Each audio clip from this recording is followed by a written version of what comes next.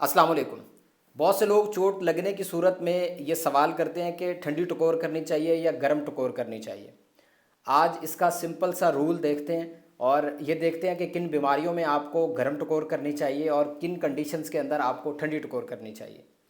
عموماً یہ رول بتایا جاتا ہے کہ جسم کا وہ حصہ جہاں مرض ہو اور وہ ٹھنڈا ہو تو وہاں آپ کو گرم ٹکور کرنی چاہیے۔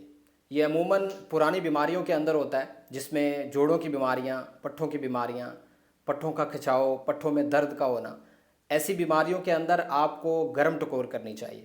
اس کے پیچھے بیسک ریزن یہ ہوتی ہے کہ اس میں ہم نے خون کی گردش کو بڑھانا ہوتا ہے۔ ان بیماریوں کے اندر خون کی گردش کم ہو جاتی ہے تو گرم ٹکور کرنے کے نتیجے میں ان حصوں کے اندر خون کی گردش بڑھ جاتی ہے۔ خون کی گردش بڑھتی ہے تو ہمیں درد سے بھی آرام آتا ہے اور ان بیماریوں کی شدت میں بھی کمی واقع ہوتی ہے۔ ان بیماریوں کی لسٹ میں آسٹیو آرتھرائٹس، روماٹائڈ آرتھرائٹس جسے گینٹھیا کہتے ہیں، پٹھوں کا کھچاؤ، پٹھوں میں اکڑاؤ کا آ جانا، یہ ساری کی ساری بیماریاں گرم ٹکور کا تقاضا کرتی ہیں۔ کچھ کنڈیشنز ایسی ہیں جن میں آپ کو گرم ٹکور نہیں کرنی چاہیے۔ اگر آپ کو چوٹ لگی ہے اور وہاں پر اوپن وونڈ ہے یا ایکٹیو بلیڈنگ ہے، تب آپ کو گرم ٹکور نہیں کرنی چاہیے۔ جسم کے کسی حصے میں انفیکشن ہو گئی، آپ کو لگ رہا ہے کہ وہاں پر پس ہے، تو وہاں آپ کو ٹکور نہیں کرنی چاہیے۔ گرم ٹکور آپ 15 سے 20 منٹ کے لیے کر سکتے ہیں۔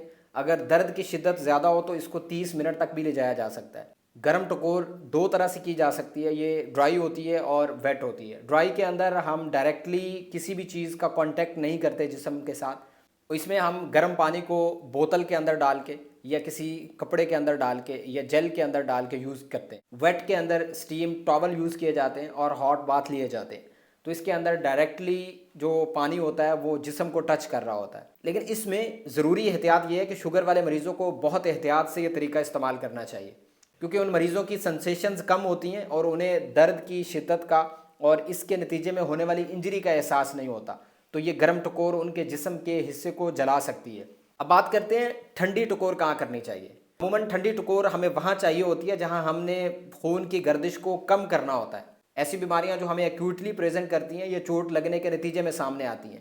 جس طرح سے کوئی چوٹ لگی ہے، وہاں سویلنگ سٹارٹ ہو گئی ہے، تو وہاں آپ ٹھنڈی ٹکور کر سکتے ہیں۔ اس کا فائدہ یہ ہوگا کہ ایک تو وہاں خون کی گردش کم ہو جائے گی، اس کے نتیجے میں ہونے والی سوزش کم ہوگی اور وہاں درد کا احساس کم ہوگا۔ اگر کسی پٹھے کی، کسی ٹینڈن کی، کسی جوڑ کی آپ کو چوٹ لگی ہے، انجری ہو گئی ہے، تو فرسٹ 24 آور میں آپ کو ٹھنڈی ٹکور کرنی چاہیے اور اس کے بعد آپ کو گرم ٹکور کرنی چاہیے۔ لیکن کچھ ایسی احتیاطیں ہیں جن کے اندر آپ کو ٹھنڈی ٹکور اوائڈ کرنا چاہیے۔ ایسی بیماریاں جن میں خون کی گردش کمپرومائز ہوتی ہے، جس میں رینالڈس فینامینا کہ مریض جیسے ہی ٹھنڈک میں جاتا ہے یا ٹھنڈے پانی کو ٹچ کرتا ہے، اس میں اس کی انگلیوں کا رنگ ہوتا ہے، تبدیل ہو جاتا ہے، وہ نیلا پڑنا شروع ہو جاتا ہے۔ اس طرح کے مریضوں کو ٹھنڈی ٹکور اوائڈ کرنا چاہیے، نہیں کرنی چاہیے۔ ٹھنڈی ٹکور کا میکسیمم دورانیہ 20 منٹ ہے، اس سے زیادہ نہیں کرنی چاہیے۔ اس کے بعد تھوڑا سا ریسٹ، اس کے بعد آپ کر سکتے ہیں۔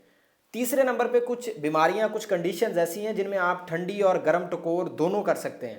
آلٹرنیٹیولی بھی کر سکتے ہیں، کبھی ٹھنڈی کبھی گرم، اور دونوں ہی اپلائی کی جا سکتی ہیں۔ ان میں آسٹیو آرتھرائٹس ہے، ان میں روماٹائڈ آرتھرائٹس ہے، مسل کا اسپیزم ہے، بیک ایک ہے، یہ ساری کی ساری بیماریاں جن میں آپ دونوں طرح کی ٹکور کر سکتے ہیں۔ اس ویڈیو میں اتنا ہی۔ اپنی صحت کا، اپنوں کا بہت سا خیال رکھیے، مجھے دعاؤں میں یاد رکھیے۔ اللہ حافظ۔